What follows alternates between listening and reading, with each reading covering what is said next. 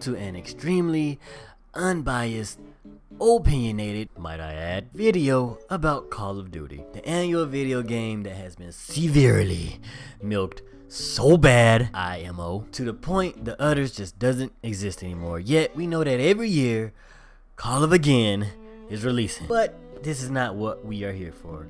I know it may seem strange to compare these two video games, but at the same time, why the fuck not? Call of Duty World War II is going back to its roots, and I think this is a perfect matchup. We have a beautiful matchup, ladies and gentlemen.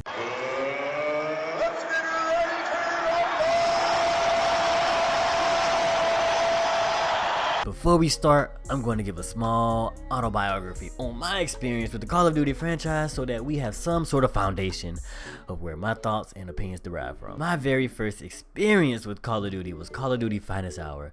No, I did not play vanilla Call of Duty due to the fact that I wasn't blessed to understand PC dominance until like 2012. Don't judge me, it was not my fault, sort of. I was definitely a console head. But anyways, Finest Hour was a decent game to me.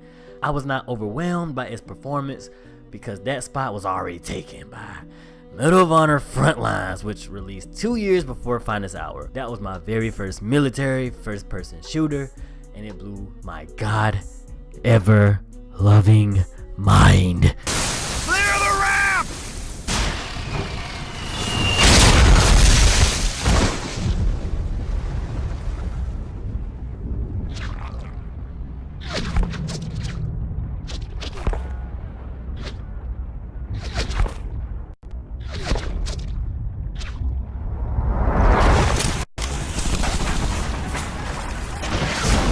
But Finest Hour sort of introduced vehicular combat to my life, along with every allied soldier having their name, which made the game unique. And sometimes you start to attach yourself to them. Moving along, the next one I played was Big Red 1. I remember enjoying this one a little more. It was created on a different engine and the story was more focused on your platoon, which had, spoiler alert, characters that died that you sort of cared about. We gotta get out of the open! Vic, get this door open! I'm on it! Medic! Medic! Into that building, go! We gotta help Vic! He's dead already! There's nothing we can do! Next is Call of Duty 2 on the Xbox 360, released as one of the launch titles. Remember, I did not have a PC. This is where the auto begins, and we'll go to the versus battle for obvious reasons. So before going further, I'll be judging based on 5 categories. I think that's fair, right? Right? Whoever has the most L's loses. The 5 categories are graphics, gameplay mechanics / variety, story, multiplayer, fun factor. Graphics up first. A quick note. I played both of these on console to mimic the quality of said titles. The very first game I put in my Xbox 360 Christmas morning was damn Call of Duty 2. It was everywhere about the graphical upgrade from the previous generation and how much better it would look on an HD TV, which I acquired. I still remember learning how to throw potatoes from my comrade as I glanced around looking at the beauty of the next generation console power. It utterly amazed me. Mouths were moving and actually in sync. Textures were polished. I was amazed by the game, the way it looked, the way it actually played.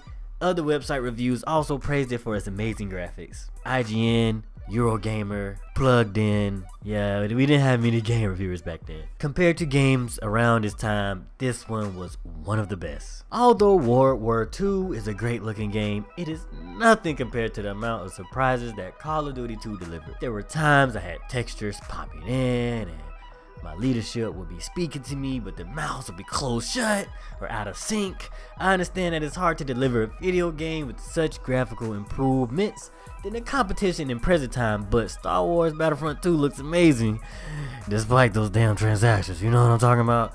I'm just saying. Battlefield 3 and up looks great, but World War II just falls short on the graphical impression. It's hard to even find people praising World War II for its graphics, so I'm sorry for this one. This one takes an L in this category. Gameplay mechanics. Call of Duty 2 introduced the regenerating health mechanic that was well received. No more scavenging for health packs, just duck and cover and remain the super soldier that you are.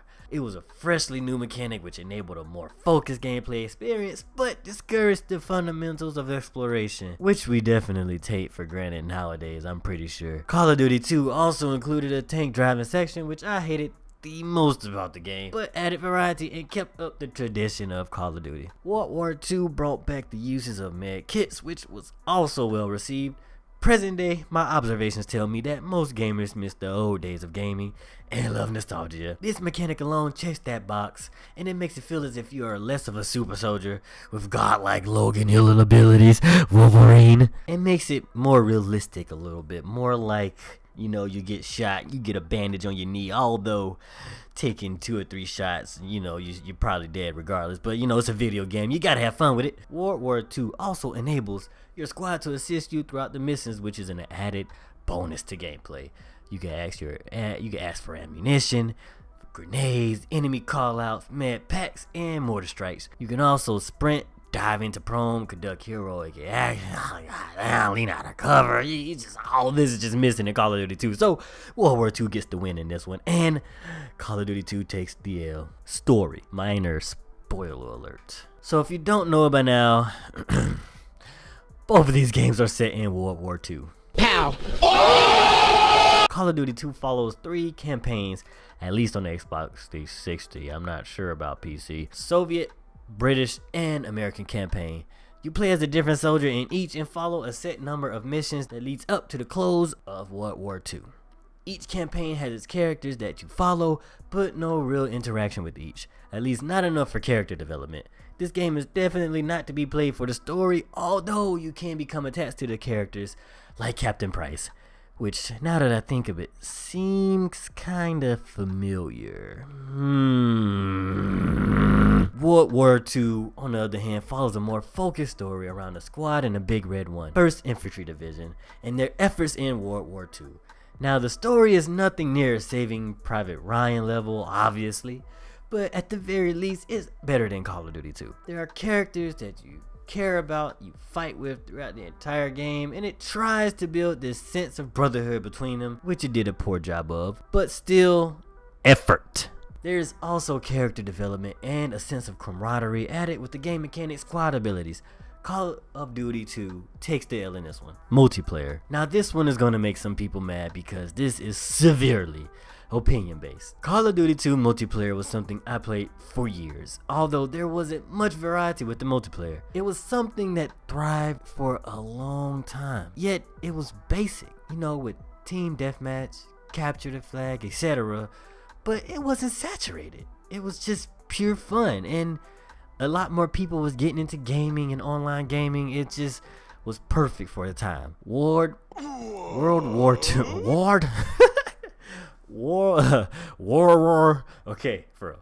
World War II definitely has the advantage on winning this category since Call of Duty 2 released 12 years ago. But with that being said, I didn't have fun with the multiplayer for longer than 3 or 4 hours. My main complaint with Call of Duty is that it's just really the same game. It's reskinned over and over and over and over again with no real differences. The new war mode was cool for about maybe an hour, and the other few hours I spent, you know, playing zombies, which is, you know, only one map currently, and you know, zombies been around for a while. Everything else is the same as previous, just minor changes. So World War II definitely is gonna take the L here. Fun factor: it all comes down to this, ladies and gentlemen. Both have equal numbers of L's.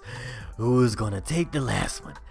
If you have been paying attention to this video this far, you should understand who has won by now. But if you haven't, here we go. Call of Duty 2 was just a masterpiece. At the time of its release, it had everything going for itself with the updated graphics, which a lot of people was looking forward to back in the day. And then it was being a popular launch title for the brand spanking new Xbox 360 and just helping the community understand how much we have to look forward to as a gamer, from its campaign to its multiplayer to its lifelike graphics. It was just loved Looking at it now, it's a very generic shooter with aging graphics, but back then, it provided enough innovation to help propel Call of Duty to where it is today. Call of Duty World War II is highly ambitious, with its major step back from being a space cowboy back to boots on the ground.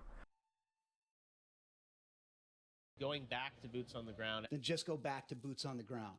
With bayonet charges and the infamous D-Day Normandy beach mission. But this game, like I stated in the beginning, has been milked so hard.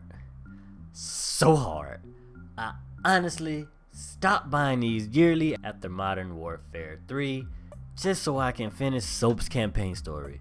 I bought 2 or 3 others just to see if things change, and no, it's basically a reskin all over again.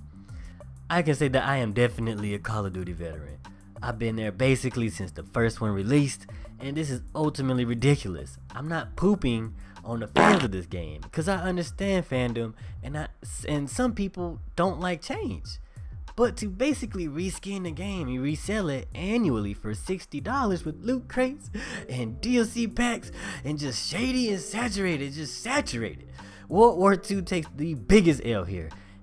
Well, not the biggest L. I think Battlefront 2 took that one. But in this versus video, World War II takes the L, and I honestly wish I could get a refund. It's not a bad game, but I just want huge innovation here. I was already getting tired of it and catching on by Modern Warfare 2. Now it's just completely asinine. Thanks everybody for watching. I was a beloved fan of Call of Duty long ago, and I hate to see it become used and abused as it is.